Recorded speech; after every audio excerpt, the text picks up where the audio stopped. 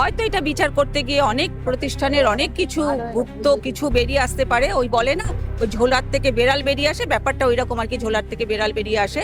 হয়তো এই কারণেই পাচ্ছি না। সেই মানুষ যদি আবার সক্রিয়ভাবে এখানে যুক্ত বুঝে চরিত্রে আসে, মানে আবেগে নয়, যুক্তিযুক্তভাবে করে আসে, অবশ্যই দাবি আদায় হবে। কিন্তু সবচেয়ে দুর্ভাগ্যের বিষয় যেটা, দুঃখের বিষয় যেটা, যে আমাদের রাজ্য প্রশাসন এবং এই যে কলকাতা পুলিশ, আপনারা সবাই জানেন, তৎকালীন পুলিশ কমিশনার যিনি ছিলেন বিনীত গোয়েল, এবং রাজ্যের প্রশাসনের যিনি প্রধান মুখ্যমন্ত্রী, এদের একটা যে অনিচ্ছা বলুন বা ষড়যন্ত্র বলুন, এই ষড়যন্ত্রের কারণে কিন্তু আজকে বিচারটা হয়নি।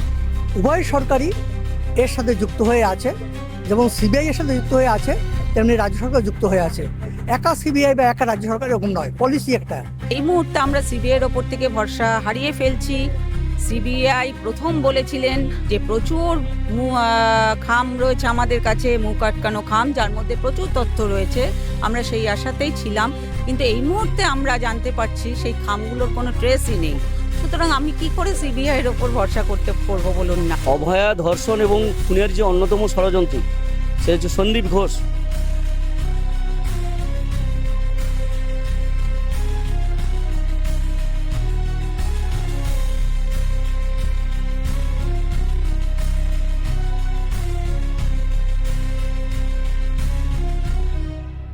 বছর হয়ে গেল, এখনো পর্যন্ত বিচার অধরা। একদম 1.5 বছর হয়ে গেল বিচার অধরা। একদম সঠিক কোশ্চেন। বিচার অধরা বলেই আজও আমরা বিচারের আশায় পথে রয়েছি।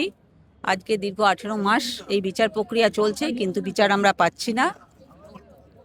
অ্যাকচুয়াল বিচার আমরা পাচ্ছি না, হয়তো রাজ্য চায় না, রাষ্ট্র দেয় না, বা যে কোনো কারণেই হোক বিচারটা আমরা পাচ্ছি না। তবে এটা ভাবার কোনো কারণ নেই, বিচার হচ্ছে না, বিচার পাচ্ছি না বলে বিচার ছেড়ে আমরা চলে যাব তা না। বিচার যতদিন না পাবো ততদিন আমরা এভাবেই পথে থাকবো, পথে ছিলাম এবং থাকবো, এবং বিচার আমরা ছিনিয়েই আনবো। 9 ফেব্রুয়ারি অভয়ের জন্মদিন ছিল। সেদিন আমাদের অভয়ের বাড়ি থেকে আমাদের মশাল মিছিল ছিল, এবং আপনারা হয়তো সেদিনও কভার করেছিলেন ব্যাপারটা। এবং আমরা কি এই বার্তা পৌঁছাতে পারিনি যে মানুষ এখনো পথে আছে? এত মানুষের জমায়েত, এইটাই তো এই বার্তা দিল যে মানুষ পথে আছে এবং মানুষ ন্যায় বিচারের জন্য আছে। কিন্তু বিচার আমরা পাচ্ছি না, এটা ঠিক কথা। এই সিস্টেম আমাদেরকে এই সমস্ত আটকে রেখেছে। এই সিস্টেমের বিরুদ্ধেই আমাদের লড়াই করে এগিয়ে যেতে হবে। কারণ হচ্ছে যে এইটা একটা প্রাতিষ্ঠানিক দুর্নীতি।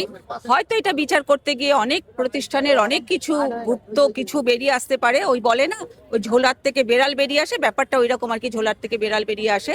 হয়তো এই কারণেই পাচ্ছি না। তো আমরা বিচারের দাবিতে অবশ্যই। সরকারি কি কোনো কিছু লুকাতেই কি এটা বলছেন? দেখুন, এইভাবে কিছু লুকাতে চাইছে? দেখুন, লুকাতে চাইছে কি চাইছে, যদি লুকাতে নাই বা চাইবে, বা লুকাতে চাইছে কিনা বলতে পারবো না। তাহলে যে কেন হচ্ছে না বিচারটা, আমরা কেন পাচ্ছি না? বিচারটা তো পাওয়া খুব সহজ ছিল। এটা কিন্তু একটা প্রতিষ্ঠানের ভেতরেই দুর্ঘটনা ঘটেছে, এই ঘটনাটা ঘটেছে। সুতরাং যদি মনে হতো যে এইটাকে আমরা অপরাধী খুঁজে বার করব অনায়াসেই, যখন অপরাধীকে খুঁজে বার করা হচ্ছে না, নিশ্চয়ই তার পেছনে কোনো কারণ না কোনো কারণ বর্তায়, তাই না? এটাই কি ভরসা? সিবিআই এর ওপর ভরসা করেই আমরা এগোচ্ছিলাম, কিন্তু এই মুহূর্তে আমরা সিবিআই এর ওপর থেকে ভরসা হারিয়ে ফেলছি। সিবিআই প্রথম বলেছিলেন যে প্রচুর খাম রয়েছে আমাদের কাছে, মুখ আটকানো খাম, যার মধ্যে প্রচুর তথ্য রয়েছে। আমরা সেই আশাতেই ছিলাম, কিন্তু এই মুহূর্তে আমরা জানতে পারছি সেই খামগুলোর কোনো ট্রেসই নেই। সুতরাং আমি কি করে সিবিআই এর ওপর ভরসা করবো বলুন না। তাহলে সিবিআই এর উপরেও যখন ভরসা নেই, তাহলে এখন কি আপনার মনে হচ্ছে কি বিচার পুরোপুরি কি মিলবে?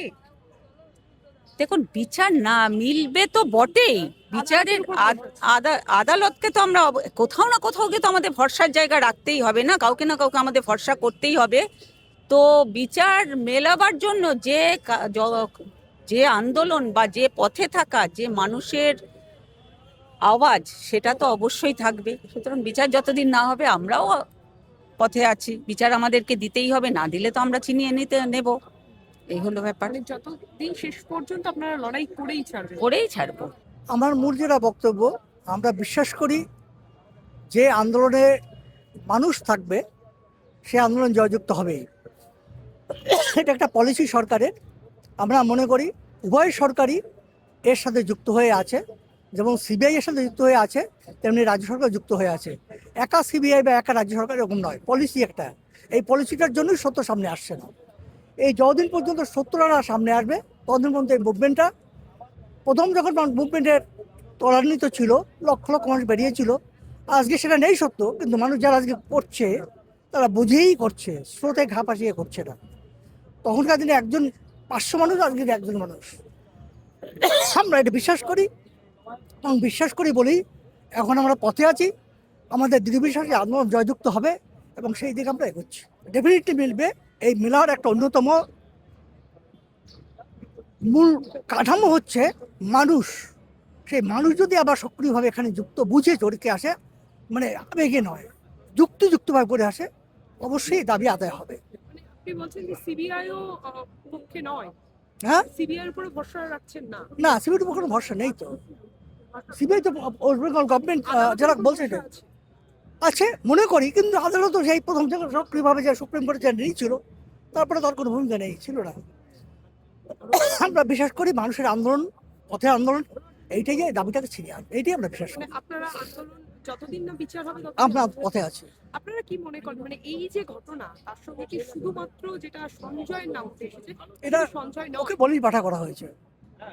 আরো কি বড় মাথা কেউ যুক্ত রয়েছে? একদম পুরো টপ লেভেলে মাথা যুক্ত আছে, এবং যেভাবে ওর ইয়েটা দেখানো হয়েছে, সমস্ত মেডিকেল রিপোর্টগুলো দেখানো হয়েছে, তাতে কোনো একা মানুষের পক্ষে এরকম কাজ করা সম্ভব না। ফলে আদালত তো বলেছে বারবার যে সঞ্জয়ই দোষী। না, সেটা বলেছে, কিসের ভিত্তিতে বলেছে আমরা জানি, কেন বলেছে আমরা জানি, কিন্তু মেডিকেল রিপোর্ট কিন্তু সেটাকে বিশ্বাস করে না। মেডিকেল রিপোর্ট বলে যেখানে অন্য একের অধিক সমস্ত সিবিআই স্টাফ প্রথমে বলেছিল, এখনো বলছে, কিন্তু সে চার্জশিট দিচ্ছে না। কারণটা কি? আমরা কারণটাই জানতে চাইছি, এই কারণটাই আমাদের জানা।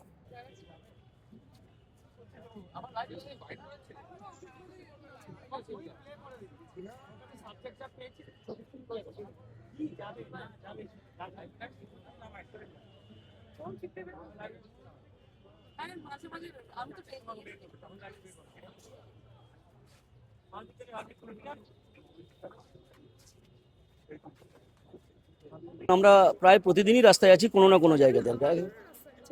বিচার বিচার বিষয়টা হচ্ছে যে আপনারা সবাই জানেন যে আজকে অভয়া ধর্ষণ এবং খুনের যে অন্যতম ষড়যন্ত্রী, সে হচ্ছে সন্দীপ ঘোষ, ওই আরজি করে যিনি ডাক্তার ছিলেন আর কি, তার আজকে যে বিচার প্রক্রিয়া চলছে, তার একটা হিয়ারিং আছে।